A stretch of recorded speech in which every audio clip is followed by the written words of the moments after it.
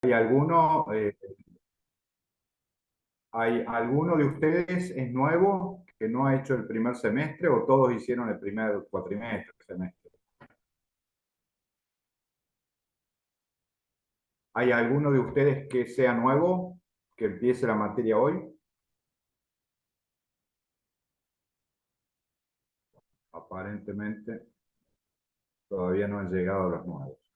Bueno, vamos a esperar unos minutos a ver hasta que se vayan sumando, así arrancan.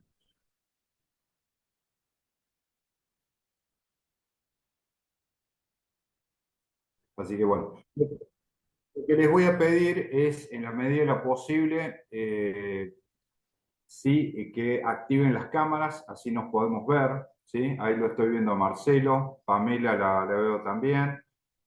Así más o menos podemos interactuar eh, a lo largo de la clase. Es una hora, dura, es bastante breve, así que, y es interesante también poder, bueno, ahí lo veo al subcomisario Perrone, ahí lo veo bien. Hugo Arevalo, ¿cómo le va, subcomisario? Bueno, a Hugo también lo Bien, veo. profe. Lucas Lapura. Bueno, en la medida de lo posible vamos a tratar de conectar las cámaras, así nos vemos, ¿sí? Eh, claro, en la medida que... bien. Después se van a ir sumando, me explicaba Oscar, tenemos 6 o 7 estudiantes nuevos que no han hecho el primer semestre, así que van a transitar con nosotros esto. Bueno, el segundo semestre, según tengo entendido, vamos a tener de marzo a junio, a junio. No sé exactamente hasta qué fecha de junio, pero bueno, marzo, abril, mayo, junio son 4 meses. 4 meses no es tanto tiempo. Así que hoy lo que voy a plantearles es, bueno, un breve repaso de lo que hemos venido haciendo hasta ahora y cuáles han sido los objetivos de esta primera parte de sociología, sociología del delito, y ahora cómo vamos a continuar. Es decir, esta segunda parte que vamos a hacer, que tiene que ver con todo lo que hemos venido ya construyendo en la primera, es decir, vamos a ver cuál es el objetivo de esta segunda parte. En principio hemos como ha quedado bastante claro, hemos tratado de centrarnos en lo que son las teorías del delito. Las teorías del delito, es decir, básicamente eh, hemos procurado poner a consideración de ustedes distintas teorías utilizadas en la actualidad, ¿sí? Para explicar por qué hay individuos, agentes que delinquen, ¿sí? Este es un tema importantísimo, apasionante, por supuesto que permanentemente se está actualizando. Ya vamos eh, al final digamos, de la materia, vamos a dar una última parte que son teorías muy actuales sobre esa cuestión, que tienen más que ver con estas nuevas tecnologías, con la inteligencia artificial y todo eso, pero eso lo vamos a dejar para el final. Por ahora vamos a ir más a la parte clásica, digamos. Es decir, hemos tratado de mostrar qué teorías tenemos, tenemos disponibles. No, por supuesto, a ver, son teorías que se han mostrado o han utilizado en distintos momentos de la historia, como ser la teoría ecológica de la Escuela de Chicago, la teoría de la anomia, la teoría de la underclass o de la subclase o de la infraclase. Es decir, son todas teorías que ya están, inclusive han sido utilizadas y ya tenemos material evaluando cuáles han sido sus resultados. A eso me refiero. Bueno, en esta segunda parte del programa vamos a avanzar en lo que sería, yo genéricamente la llamo sociología política. O sea, esta segunda parte va a ser una sociología política. Hemos hecho una sociología del delito pura, por decirlo de alguna manera, en la primera parte. Ahora vamos a hacer una sociología del delito política. ¿Por qué digo política? Porque vamos a centrarnos en elementos estructurales, ya no tanto en el individuo, ¿sí? Porque delinque, más allá de que pueda haber factores estructurales, pero sobre todo en el fenómeno del delito individual, sino que nos vamos a centrar en aspectos macro, como es el Estado, para empezar, como es el mercado, la formación de mercados ilegales, porque evidentemente no hay delito si no hay un producto que se demande, y por lo tanto está directamente relacionado con la formación de mercados ilegales. Esto es una perspectiva actual, ya voy a poner algunos ejemplos. Y por supuesto también vamos a tocar no solamente cuestiones que tienen que ver con el Estado, el mercado, sino también con la conformación de las policías y cómo las policías han ido teniendo una evolución a lo largo de la historia, sobre todo las policías argentinas, que vamos a explicar su naturaleza, y que en definitiva la policía viene a ser quien ejerce una potestad propia del rey en su momento, del soberano. Hoy sería el Estado, no hay reyes como hace siglos, pero sí se mantiene la figura del soberano, que es el Estado, en términos de Hobbes, ¿no?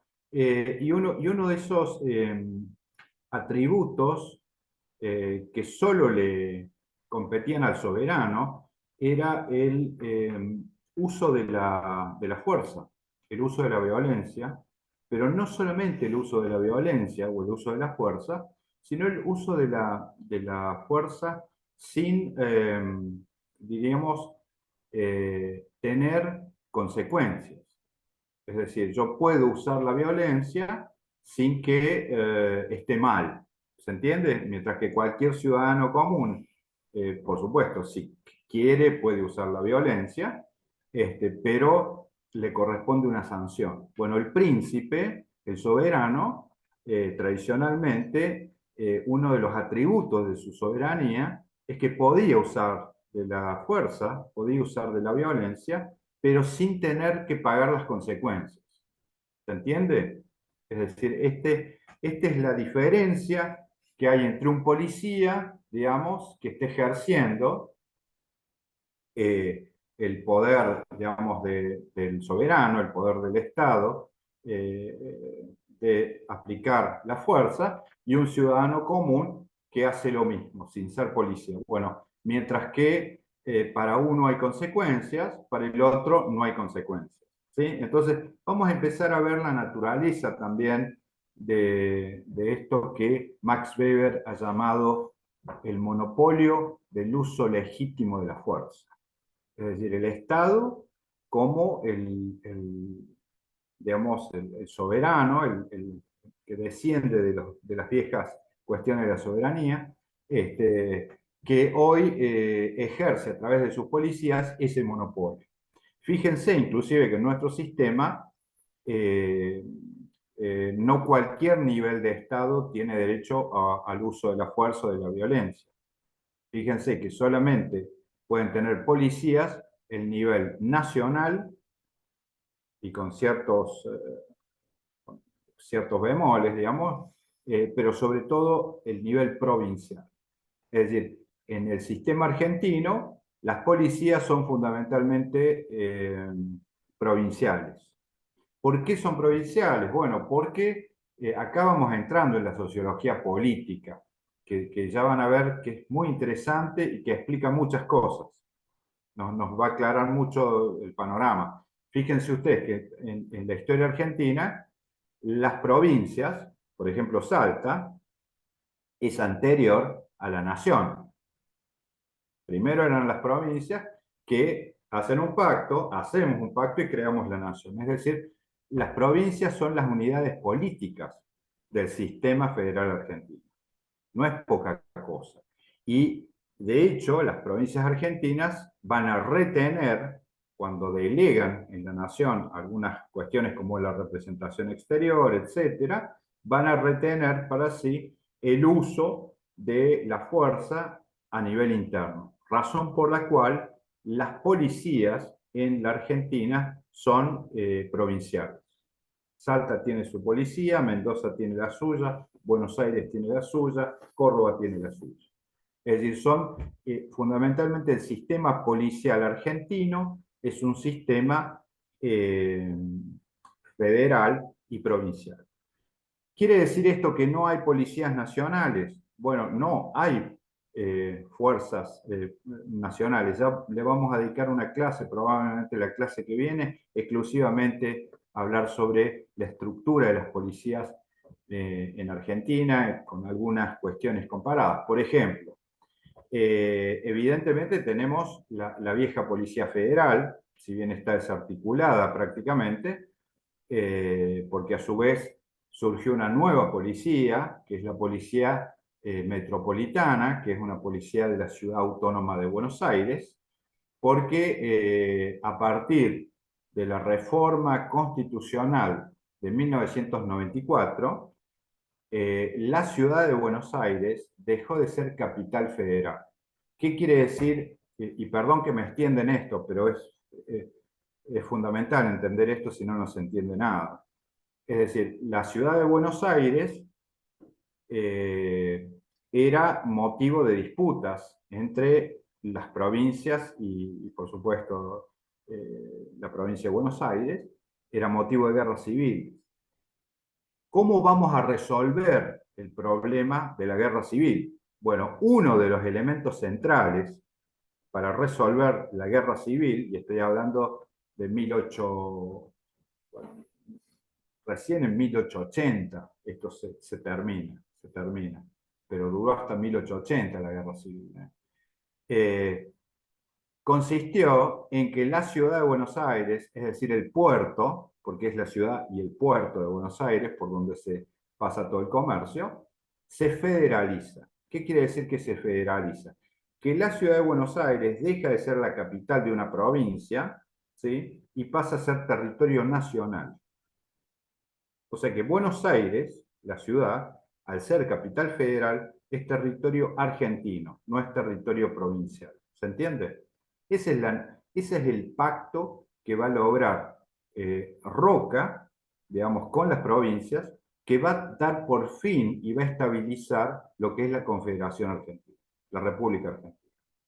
Porque hasta ese momento, Buenos Aires era muy resistida por las provincias precisamente por esto, porque administraba el comercio exterior y bueno, toda la historia que ustedes ya conocen de memoria. Pero digamos, lo que a nosotros nos importa es que en 1994, la vieja figura que pacificó la historia argentina, que fue la de Capital Federal, la Ciudad de Buenos Aires como territorio nacional, es abolida. Eso la gente, por supuesto, no lo sabe o lo entiende poquito, mucho menos entiende las consecuencias, pero lo cierto es que no nos vamos a poner hoy al menos a hablar sobre las consecuencias de esto, después en alguna clase si quieren lo conversamos, pero digamos, hoy la ciudad de Buenos Aires ya no es más capital federal, sigue siendo la capital de Argentina, pero no es capital federal, sino que es ciudad autónoma de Buenos Aires. Eso va a generar, por supuesto, toda una serie de modificaciones institucionales que todavía seguimos discutiendo hasta hoy. Fíjense que la cuestión de la coparticipación todavía se está discutiendo. ¿Cuánto le corresponde? ¿Por qué? ¿Por qué sí? ¿Por qué no? Uno de los temas, de los primeros que se discutió, fue si la ciudad de Buenos Aires deja de ser la capital federal, es decir, territorio argentino, no corresponde que la policía que custodia la ciudad de Buenos Aires sea una policía nacional como la Policía Federal Argentina. Por lo tanto, el Estado Nacional le quita la Policía Federal Argentina a la ciudad de Buenos Aires y la emplaza a que cree su propia policía, como si fuese una provincia, a cambio de transferirle los medios. ¿no es cierto? Es decir, ahí hay una cuestión de coparticipación donde se transfieren los medios, pero en definitiva la Ciudad de Buenos Aires termina creando su propia policía, que se llama Policía Metropolitana. ¿Se entiende? Esa es la razón por la cual Buenos Aires no tiene policía federal. Y la Policía Federal queda como una parte residual que todavía se está ordenando, eh, y custodia los edificios federales. Por ejemplo, nosotros acá en Córdoba, en la Universidad Nacional de Córdoba, la Universidad Nacional de Villa María, la de Río Cuarto, son custodiadas a la noche por la Policía Federal Argentina, ¿sí? Hasta el día de hoy. Pero eso es patrimonio nacional. Bueno, esto para darles un ejemplo de qué tipo de cuestiones vamos a empezar a discutir en este segunda parte de la materia. Es decir, vamos a hablar de esto, de las policías, de la estructura de las policías, de por qué nos hemos organizado así, qué defectos o qué limitaciones tiene este sistema, qué ventajas y qué desventajas, qué fortalezas y qué debilidades, pero básicamente lo importante es que hagamos una radiografía de cuál es nuestro sistema federal. Por ejemplo, si ustedes viajan a Chile, por ejemplo, se van a dar cuenta que Chile no tiene policías provinciales. Se van a encontrar con carabineros, que son una policía nacional, se van a encontrar con la Policía de Investigaciones, que es una policía nacional también, pero no hay policías provinciales. Es decir, en Chile lo que hay es un sistema no federal, sino unitario, de policías nacionales. ¿Se entiende? Entonces ahí vamos a ir viendo que las federaciones como Argentina, como Brasil, como Estados Unidos, como México o como Canadá, que somos las únicas federaciones en América, tenemos policías provinciales. Estados Unidos las tiene. No se llaman provinciales, sino que se llaman estaduales, del Estado. Pero bueno, Estados Unidos es más complejo, ya vamos a hablar en algún momento de lo que son las policías norteamericanas, el sistema anglosajón o inglés. Pero, digamos, lo cierto es que en América, Argentina forma parte de los estados federales. ¿Tenemos policías nacionales? Sí, también las tenemos. Pero, en definitiva, lo que acabo de comentar es la policía más importante que teníamos, que es la Policía Federal Argentina, hoy en día está en un proceso de reestructuración. No tiene nada que ver la Policía Federal Argentina actual con lo que era la Policía Federal de hace, no sé, 30, 40 años. Nada que ver. Hoy está muy, muy disminuida, muy disminuida. Otras fuerzas, sin embargo, han crecido, que es una fuerza de inspiración francesa, militarizada, como es la Gendarmería Nacional. Pero Gendarmería es una fuerza militarizada. ¿Sí? Militarizada, no es una policía cualquiera, es una rama intermedia entre lo que es el ejército y lo que es la policía, ¿no es cierto? Es una fuerza especial que también requiere un análisis especial. Prefectura naval también es una fuerza especial intermedia, pero en general son fuerzas militarizadas, ¿sí? Las nacionales. Bien, dicho esto, quiero poner hoy por lo menos mencionar por qué este tipo de cuestiones tiene tanta importancia. Voy a empezar a plantear la cosa más general y luego vamos a ir profundizando y tratando de buscar explicaciones a esto que voy a plantear. Por ejemplo, en la actualidad estamos viendo lo que está sucediendo, por ejemplo, en Rosario. En los diarios, ayer lo veía el ministro de Seguridad, Aníbal Fernández, creo que es Aníbal Fernández, estaba en Rosario anunciando que van a ir fuerzas federales, es decir, Gendarmería Nacional 1.400 gendarmes a Rosario. Por el otro lado, estamos teniendo una crisis de lo que es un tipo de delito como es el narcotráfico, que evidentemente se les ha ido de las manos. Estamos hablando en el último año de 300 muertos en Rosario. Rosario, Santa Fe. Rosario y Santa Fe, ¿no? 300 muertos, lo cual son cifras, es decir, es 4 o 5 veces más que la media argentina. Es decir, estamos hablando de niveles de Centroamérica. ¿Se entiende? Es decir, acá, es decir, tenemos un caso que es un caso que nos va a servir para reflexionar sobre algunas características del delito, y en este caso un delito en particular como es el narcotráfico, y también como caso testigo de ver ciertas características de los sistemas de seguridad en Argentina y dónde están fallando en alguna medida o qué literatura tenemos hoy en Argentina que está analizando este tema. Eso por un lado. Y el caso Rosario va a ser un caso que vamos a tomar, ¿sí? Lo vamos a ir conversando también, porque cada uno de ustedes tendrá mucho para opinar, seguramente digamos, con mucho conocimiento de causa, porque a su vez no olvidemos que Salta es una provincia salteña. De hecho, ayer escuchaba en la televisión que había habido un incidente en un barrio de Rosario con un narco al que le dicen el salteño, justamente. Justamente me digo, pucha, voy a tomar nota de eso porque digo, mañana se lo voy a comentar a los estudiantes.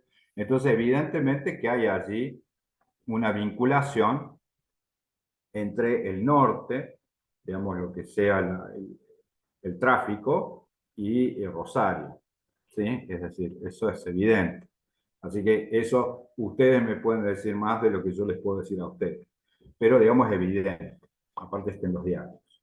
Ahora bien, Rosario va a ser un caso que nos va a permitir, ya voy a comentar qué, analizar qué. Y otro caso que yo les pasé, que yo recomiendo la lectura de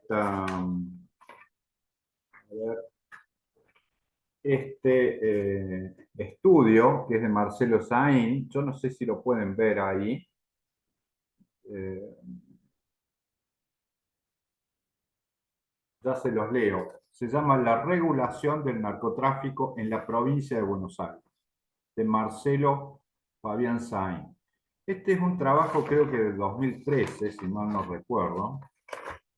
A mí me lo dieron allá, en la Universidad Metropolitana, una vez, a ver, 2000, ya les digo, del 2015. 2015. Este trabajo lo hizo Marcelo, amigo, querido amigo, Marcelo, fue secretario de Seguridad de la provincia de Santa Fe hasta hace unos, bueno, no sé, hasta hace 3, 4 meses, no sé. Así que yo más o menos he estado conversando con él sobre el caso, sobre todo Santa Fe, así que después en algún momento, si quieren, podemos conversar más específicamente, porque realmente era el caso que estaba, eh, eso ya estaba que ardía el año pasado, el anteaño. Ahora ha explotado todo, pero esto viene así desde hace mucho. Bueno, Marcelo fue convocado por quien por entonces era un flamante gobernador, que es el gobernador Perotti, que lo convoca a Saín como secretario de Seguridad, ministro de Seguridad de la provincia de Santa Fe, y a partir de allí, bueno, Marcelo empieza su gestión, que hasta hace, yo no recuerdo bien, pero fue hasta el año pasado, donde, bueno, ahora ha tenido que renunciar y está con una serie de causas penales, después algunas cuestiones tipo interpelaciones de la legislatura de Santa Fe, es decir, está con muchos problemas, muchos problemas. Así que digamos, se metió en la boca del lobo, en definitiva, y bueno, y evidentemente no le está pasando bien. De todas maneras, nosotros no nos vamos a referir a la gestión de Saín. Cada uno tendrá los elementos y la opinión que quiera. Sí me voy a referir a una de las tesis que viene manejando Marcelo desde hace unos años, que acá es donde vinculamos, digamos, la parte teórica con algunas de las cosas que están sucediendo. ¿Cuál es la teoría de Marcelo? Bueno, él viene trabajando hace mucho, por un lado, la tesis de lo que él llama el doble pacto de gobernabilidad del delito en Argentina. Gobernabilidad, es decir, gobernabilidad es que, por ejemplo, lo que hay hoy en Rosario, para decirlo en términos de Marcelo, en términos de ciencias políticas, es un problema de gobernabilidad del narcotráfico. Es decir, lo que se les ha ido de las manos es la gobernabilidad, no lo están pudiendo gobernar. ¿Se entiende? Es decir, ¿qué es lo que está pasando en Rosario hoy en día para Marcelo Saín? Bueno, básicamente hay un desgobierno del narcotráfico. Es decir, está desordenado el gobierno, la regulación, la gestión del narcotráfico en Rosario. Se les ha desordenado. ¿Por qué? Distintas razones. La primera razón es porque gran parte de los jefes, esto yo sí lo hablaba directamente con Marcelo el año pasado, me acuerdo una charla por otro tema, pero es decir, los monos, por ejemplo, las bandas, los jefes, los cabecillas, la mayoría están muertos o están presos. O sea que en ese sentido la justicia y la policía han actuado, sobre todo la justicia, y han descabezado, digamos, a la mayoría de las bandas importantes, ¿sí? Ahora, eso no quiere decir que las bandas hayan dejado de actuar, o sea que siguen actuando, pero sin sus jefes.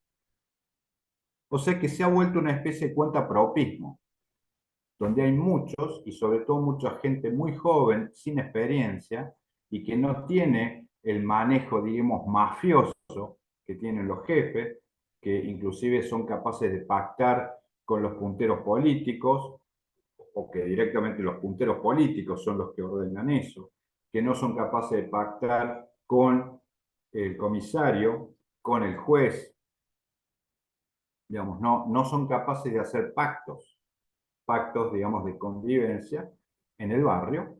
Entonces, hoy Rosario es un desgobierno.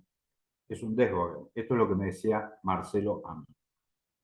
Dice, sí, Jorge, todas las pautas que existían, digamos que mafiosamente, etcétera, se han desarticulado por distintas razones, porque, bueno, insisto, la justicia ya ha actuado, se han ido desarticulando el cártel, digamos, ese de Rosario, entonces hoy está desordenado. Y el resultado es un montón de cuentapropistas que matan a mansalva, que no tienen jefe, y que en definitiva siguen haciendo funcionar el negocio de la peor manera.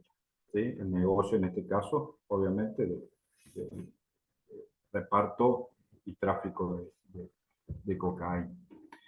Ahora bien, ¿cuál es la tesis de Sain sobre este tema? Bueno, tiene una tesis muy controversial, como todo lo de Sain, pero por la historia, inclusive, particularmente él hace, primero tiene una tesis que la aplica a nivel nacional y otra tesis que la aplica exclusivamente a la provincia de Buenos Aires. La tesis a nivel nacional es la que él llama la del doble pacto.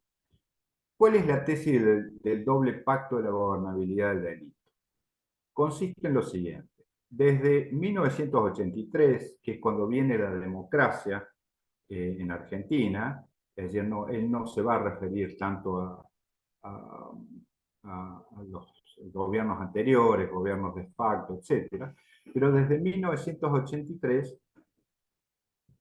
hay un acuerdo entre la dirigencia política, es decir, dirigencia política son todos aquellos individuos que son votados.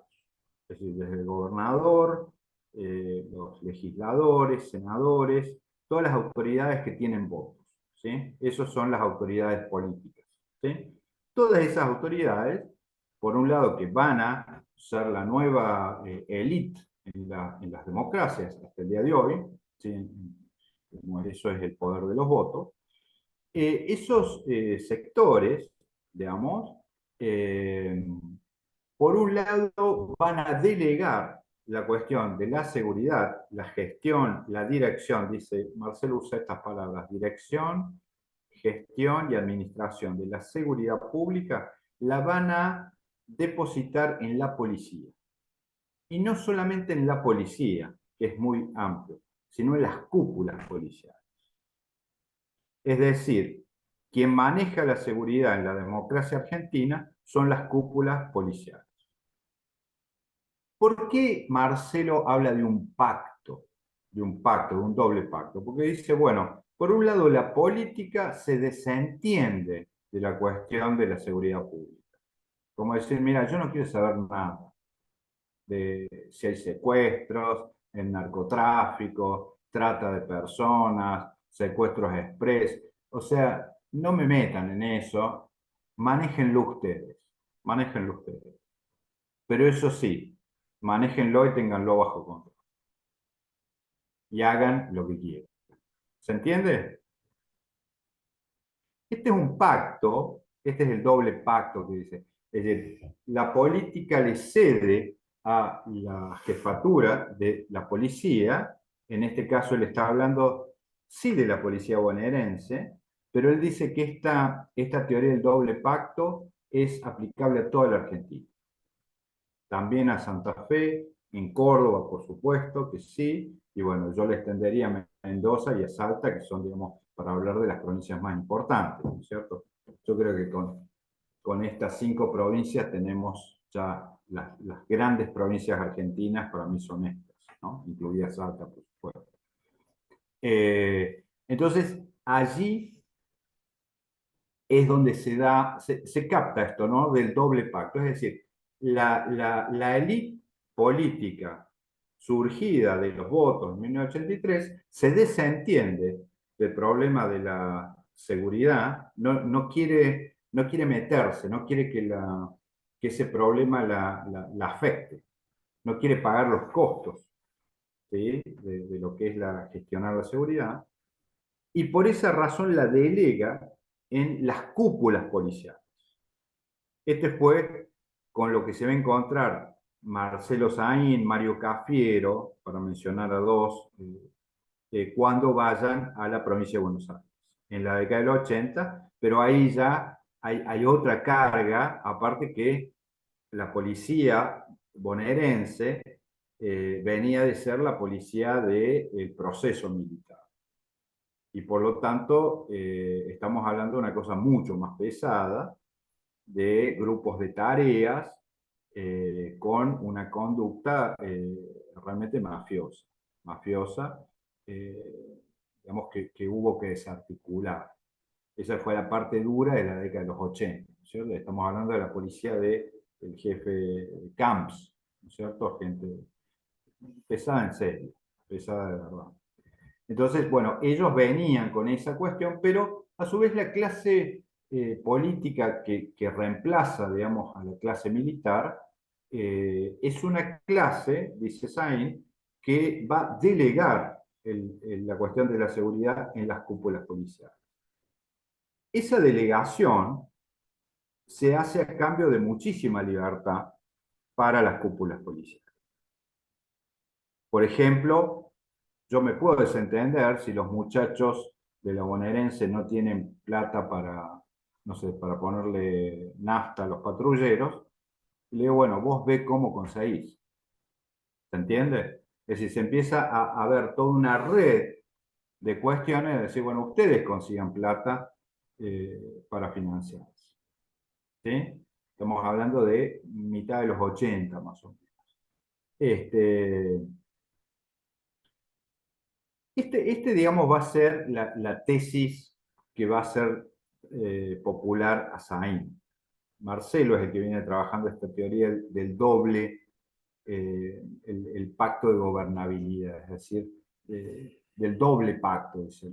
La política no se hace cargo de la seguridad y la delega en las cúpulas policiales, y la policía, a su vez, cobra un nivel de autonomía que no depende del poder político, sino que se vuelve autónomo y empieza a administrar sus propios asuntos.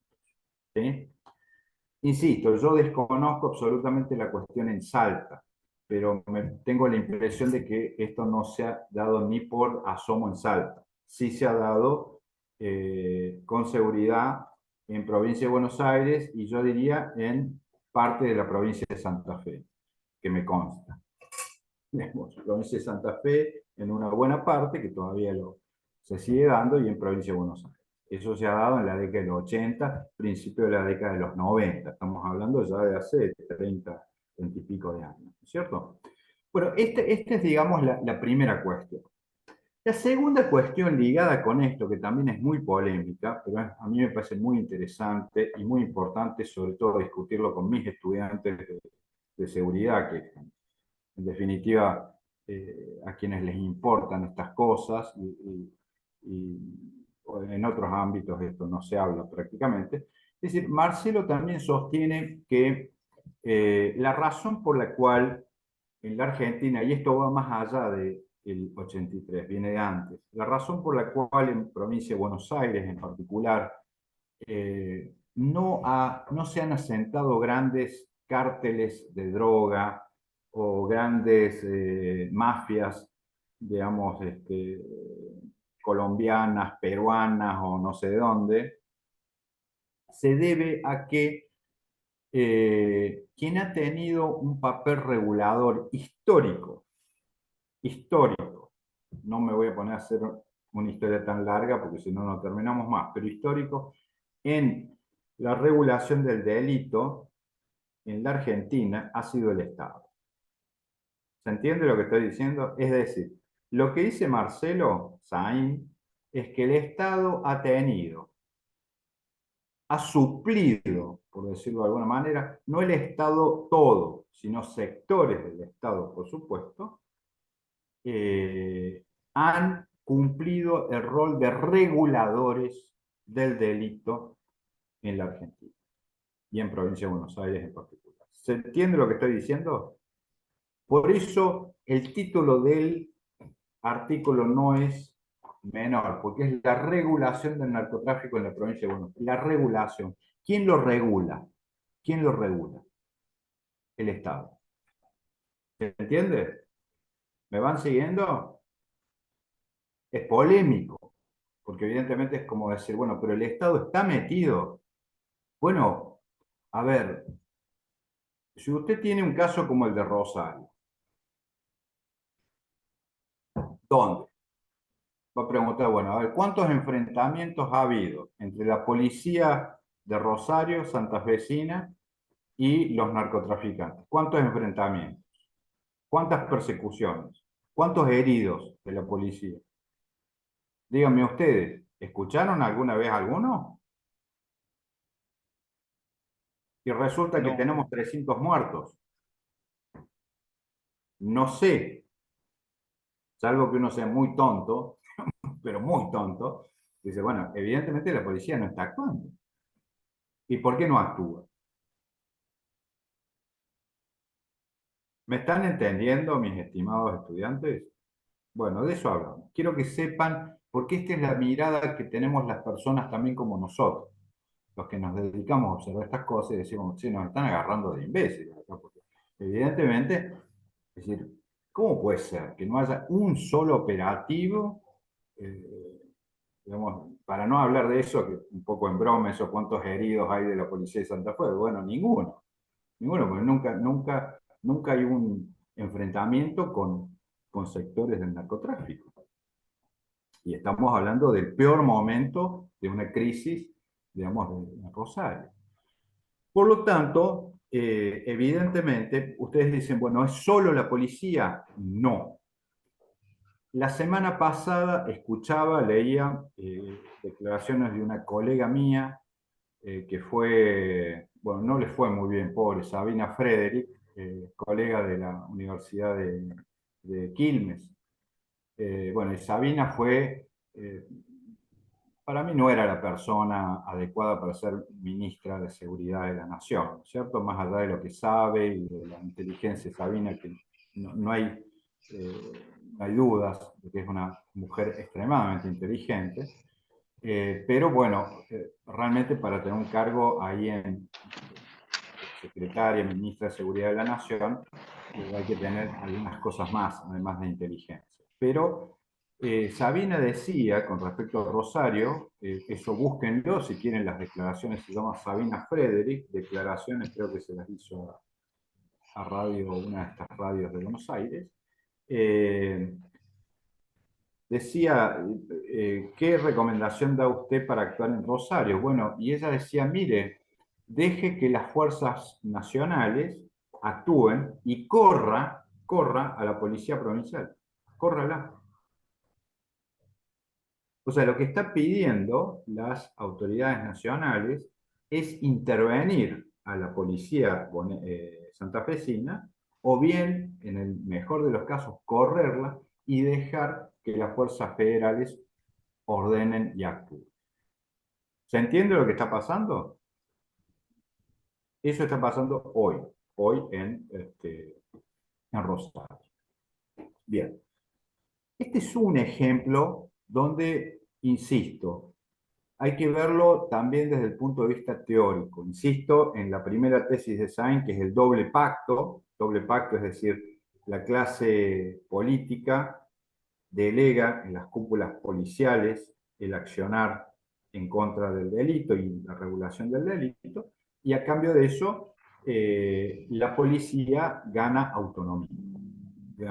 Este es, digamos, parte del modelo argentino de gestión del delito, donde la policía, el Estado, son partes central en la administración del delito. ¿Me están entendiendo o no? ¿Sí? No es poca cosa lo que estoy diciendo. Y obviamente vamos a seguir viendo, y porque uno dice, bueno, profe, pero no todo, no pasa en todos los niveles. Bueno, es verdad, es verdad. Hay gente que no tiene nada que ver, gente honestísima, buenos policías, no tengan dudas, la mayoría lo es, no tengo dudas. Pero, digamos, lo cierto es que por, y ni hablar en provincia de Buenos Aires, tiene una larga historia esto de lo que estamos hablando acá. Una larga historia de vinculación entre el Estado, las policías y la regulación de los delitos. Trata de personas, narcotráfico, contrabando, autopartes, y dale que, y dale que. ¿Sí? Entonces, en ese sentido, vamos a ir poniendo esto sobre la mesa para que vean y mostrando, por supuesto. Voy a pedir, bueno, ahora voy a volver sobre este artículo.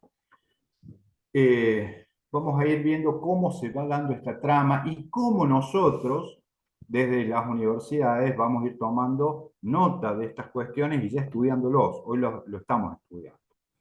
¿Cuál es el caso a partir del cual todo esto que estoy diciendo, que puede sonar un poco fuerte a muchos, pero ¿cuál es el caso a partir del cual esto se va a documentar y se va a empezar a estudiar de manera ya, digamos, minuciosa? Bueno, es el caso Candela, el caso Candela.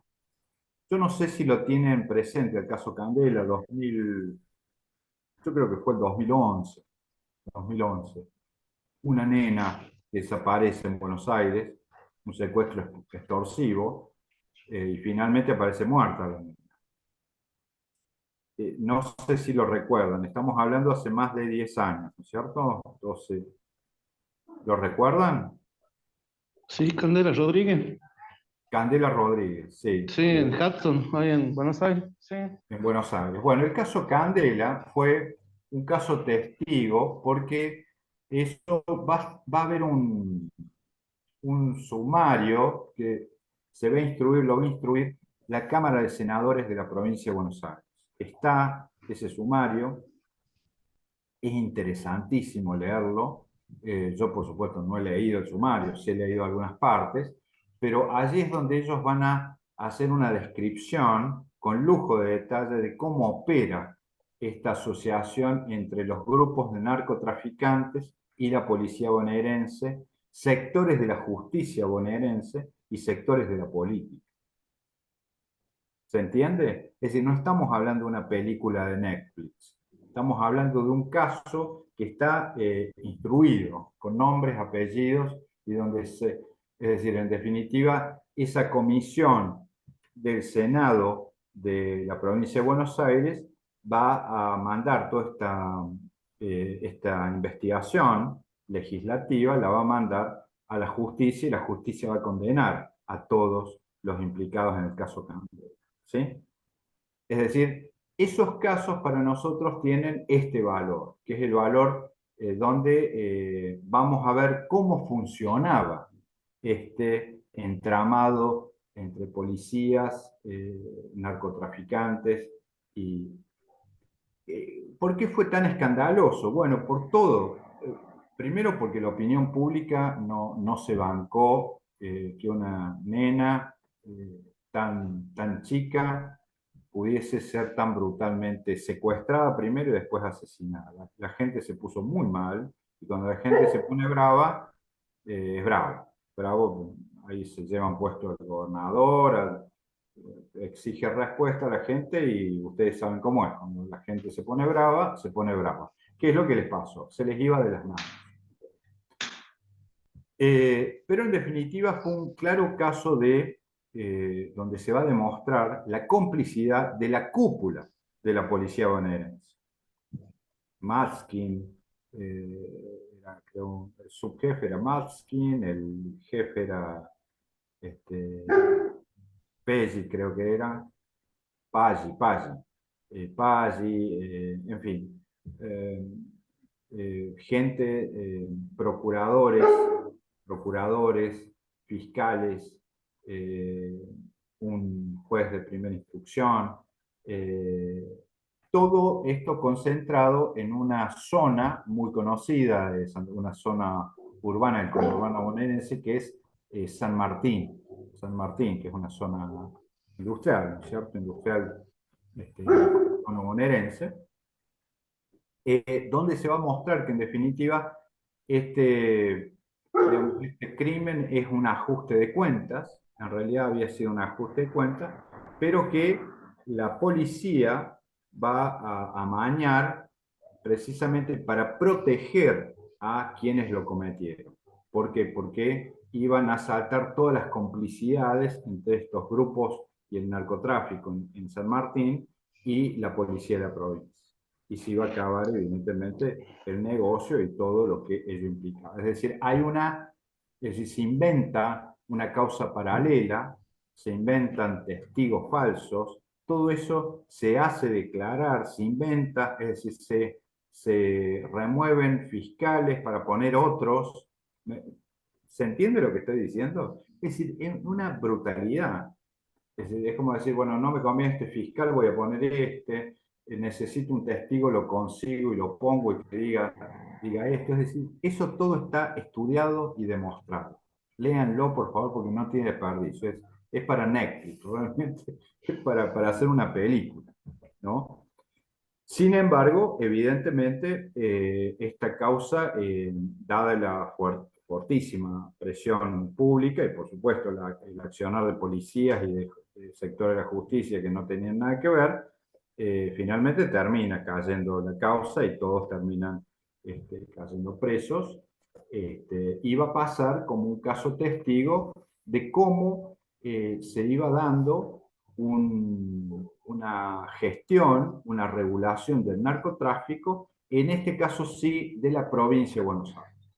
Esto no es generalizable, me parece, al resto de las provincias, al menos no creo que el caso se aplique ni siquiera a Rosario, que tiene otras características, ni siquiera a Rosario. Así que bueno, en ese sentido quería recomendar la lectura de eh, la regulación del narcotráfico en la provincia de Buenos Aires y el caso Candela, ¿sí? Les va a llevar un tiempito ese caso. Después yo había hecho un control de lectura sobre el caso, que calculo que la semana que viene ya lo voy a poner a disposición para que me lo completen, ¿ok? Porque me interesa mucho que manejen estos casos, esta casuística, y eventualmente, si conocen algún caso similar en otra provincia o en Salta, también eventualmente lo pueden mencionar. Yo no sé si conocen algún caso similar ahí en el norte.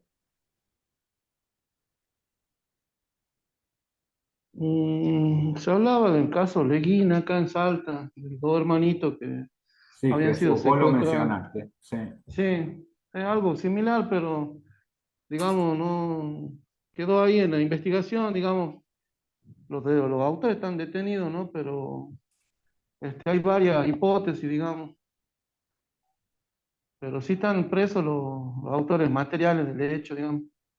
Pero ese Perfecto. hecho es el más similar que se puede decir con Candela Rodríguez ahí en San Martín, en Buenos Aires. Y lo bueno, Jesús, es que en el caso de Candela se hizo una comisión, un tribunal con el Senado provincial, se instruyó la causa y se la mandó a juicio. Entonces, tenemos mucha información, ¿se entiende? Es decir, no solamente que no se lo dejó, sino que se hizo lo que debe hacer el Estado, que es rarísimo en Argentina que pase eso, pero realmente acá sí se procedió, y por eso digo que es un caso. ¿Qué es lo que va a marcar? Y acá quiero ir ya a la interpretación más fina que hace Sain, que es un poco lo que está pasando en general, yo creo, en el sistema. Eh, Hay una especie de, el viejo pacto está en crisis también. Es decir, antes las cosas andaban más o menos tranquilas, porque para bien o para mal, ¿sí? El Estado y aún las policías regulaban el delito. Ahora, ¿qué pasa cuando ese pacto se rompe y el delito se empieza a desregular? Fíjense, voy a dar un ejemplo, lo que estoy diciendo no es políticamente correcto, pero bueno, hay que decirlo. Lo que era el narcotráfico en la frontera de México con Estados Unidos. Eso, cuando estuvo el gobierno del Partido Revolucionario Institucional del PRI, siempre se decía que el PRI tenía que ver con el narcotráfico. Siempre se dijo, ¿no? El PRI. Ahora, cuando perdió el PRI, el narcotráfico en el norte de México se desordenó. Se desordenó. Hasta el día de hoy no lo pueden ordenar. ¿Se entiende lo que estoy diciendo? Voy a hacer de cuenta que no dije esto que dije recién. Pero esa es la verdad. Es decir, el narcotráfico, ahora en este momento, han hecho intervenir el ejército en México hace unos 3 4 años, ya que bueno, López Obrador está intentando ordenar eso, y no logran ordenarlo. Cada vez está peor, cada vez está peor. El tema del narcotráfico, insisto, vamos a hablarlo después por separado, porque es probablemente lo más bravo, el más bravo de todos los delitos de este tipo, porque tiene un poder muy grande digamos, ¿cómo sería? De penetración a través del dinero, ¿cierto? Entonces, una vez que eso entra, es muy difícil, muy, muy difícil, por no decir imposible sacarlo. Por eso hay que tener mucho ojo. No tiene que entrar eso a las instituciones. Una vez que entra, uno no sabe quién es quién, ¿eh? Ya no sabe quién es quién. Uno cree que está hablando con un compañero que cobra un sueldo como yo, y en realidad no. Ese compañero cobra un sueldo como yo, pero por detrás recibe un montón de plata que yo no la recibo, ¿no? Y así va entrando, entrando, entrando y corrompiendo, corrompiendo, corrompiendo. Y cuando ya nos damos cuenta es muy tarde. Hay que tener muchísimo ojo con eso. Bueno, por lo tanto quiero recomendar la lectura de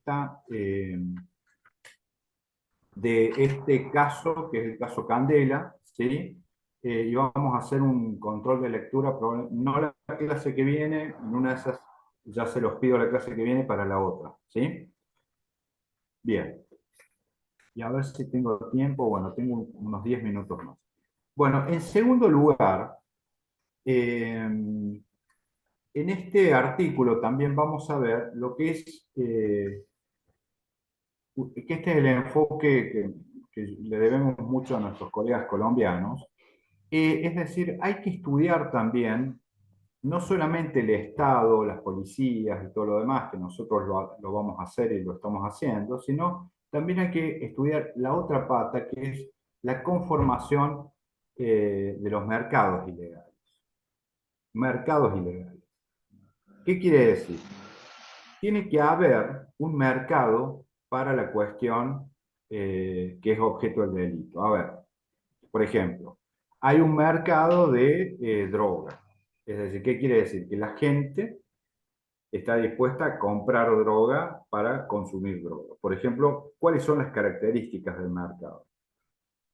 Se decía que Argentina, hasta hace unos 20, 30 años, era lugar de paso, pero no era lugar de consumo. Hoy es lugar de consumo. ¿Se entiende? O sea que el mercado ha cambiado. El mercado ha cambiado. Les voy a dar otro ejemplo para que vean cómo se está utilizando este enfoque de mercado. Por ejemplo, se estima, esto yo lo escuchaba un especialista en Rosario, que el 30-40% de los ingresos que tienen los narcotraficantes allá en Santa Fe, en Rosario, provienen de la venta de marihuana. ¿Sí? O sea, el 40% de la plata que ganan, de los $100 que ganan, 40 se lo ganan vendiendo marihuana y 60 el resto de las cosas. Entonces, de ahí venía, hace unos 20 años, en base a estos razonamientos, el estudio o la propuesta que la llevó a cabo Uruguay de legalizar la marihuana, cuyo objetivo es en realidad desfinanciar a los cárteles de droga. ¿Se entiende? O sea, si yo legalizo la marihuana, le quito el 50% de los ingresos al narcotráfico. ¿Se entiende? Esta es una perspectiva que viene siendo utilizada. De hecho, Uruguay la tomó desde hace unos 20, 25 años, que cada vez está más en auge. Por supuesto, discutible, muy discutible. De hecho, acá en Argentina mucho no, no, no,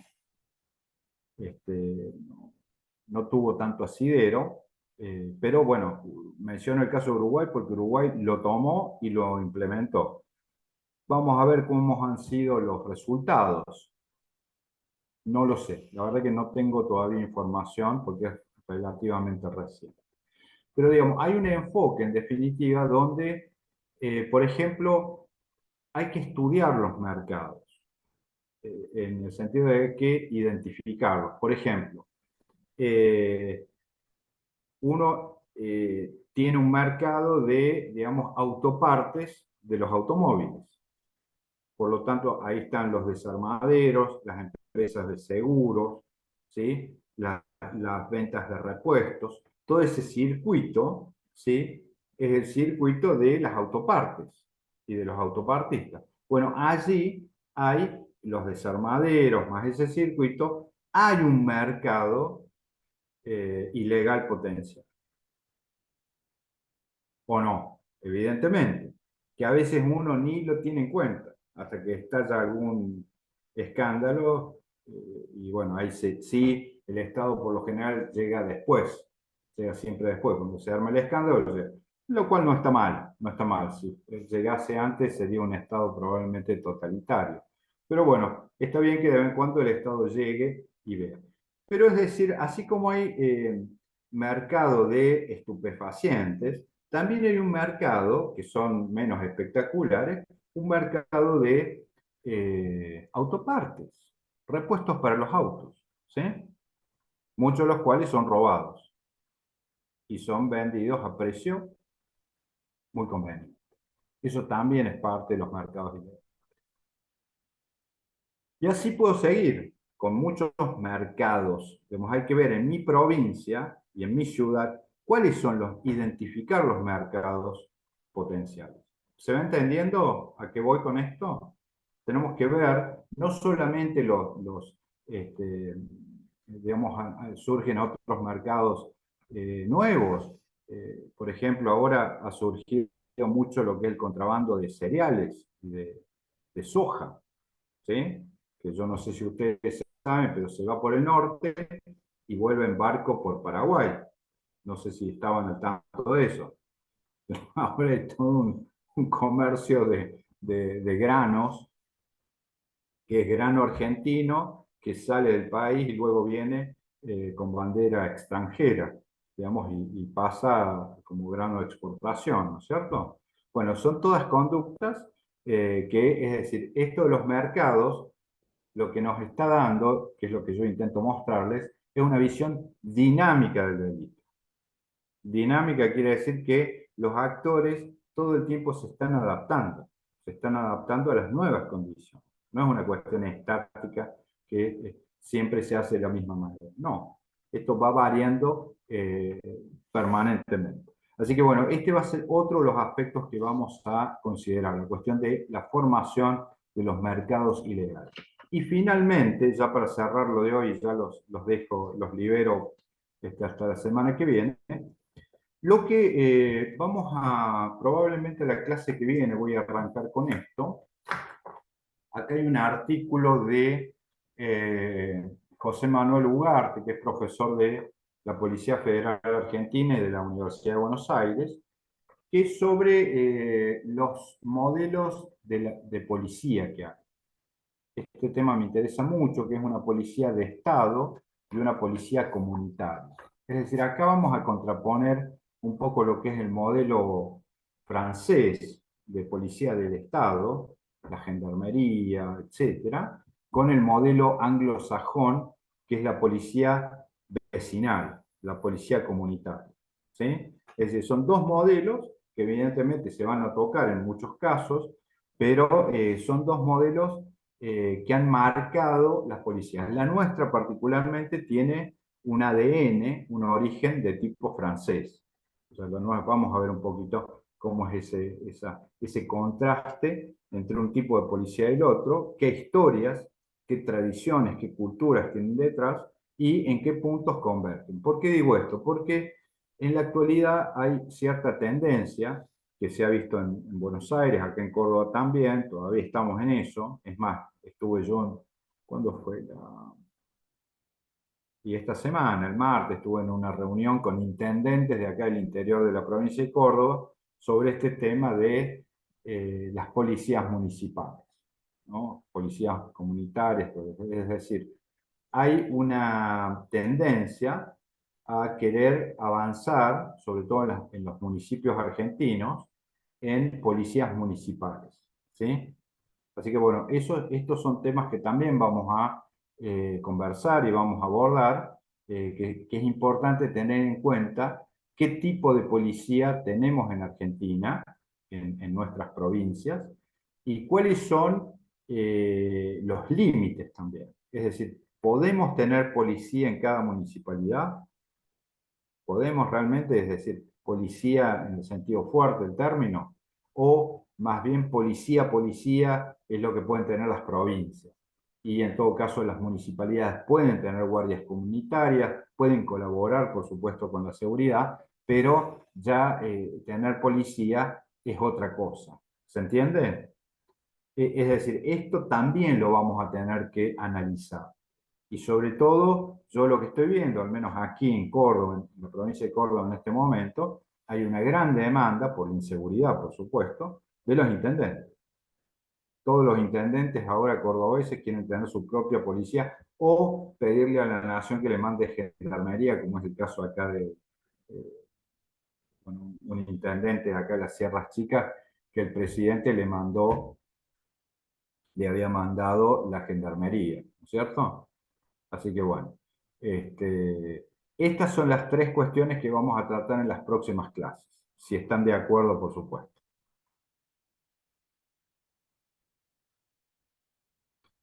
Bueno, eso sería todo, gente. Nos vemos entonces la semana que viene. Muy bien, profesor, muy claro su clase de la fecha, muy interesante. Gracias, Juan. Espero Muchas que sea de gracias. utilidad sobre todo. Sobre todo que sea Bien, útil. gracias, profesor. Pero avísenme ustedes, si es útil, me parece importante. Si no, es como que estamos hablando de... Sí, profesor, No, muy muchas clara la gracias. exposición. A ver, no tengo problema, Ivana, lo mismo, hay Pamela que las veo, Marcelo. Interrúmpanme y eventualmente también, Lucas, ahí te veo también. No hay problema en que si tienen ideas distintas o les parece que está mal lo que estoy diciendo, que lo digan. Lo digan, me interesa mucho. Lo hagamos bien, con respeto, por supuesto, pero es muy interesante cuando surgen también yo los invito a que lean algunas cosas, y bueno, eventualmente las expongan aquí. Yo creo que todos ganamos, así que quiero reiterar eso. Si quieren intervenir, bienvenidos.